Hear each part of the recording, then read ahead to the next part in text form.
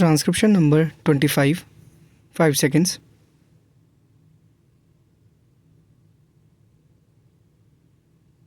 Start.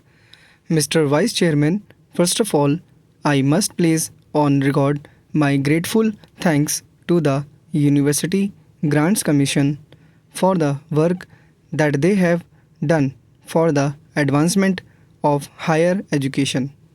They have done good work and in full cooperation with the Education Ministry.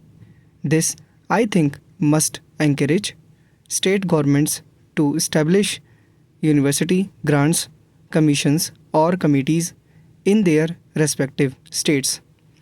What the country needs most is the coordinated efforts of the autonomous university grants commissions working in harmony with the state governments and university authorities.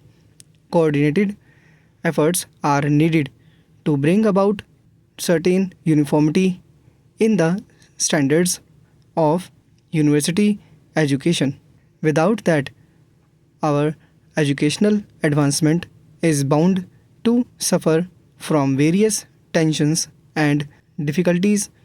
I do agree with my friend that the annual report under discussion is rather a dull report.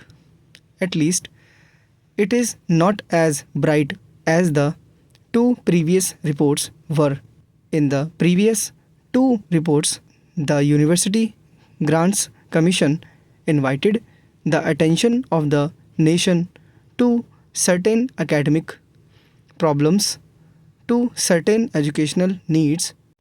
Unfortunately, in this report, the University Grants Commission confines its remarks mostly to what has been achieved in the field of university education under the guidance and with the assistance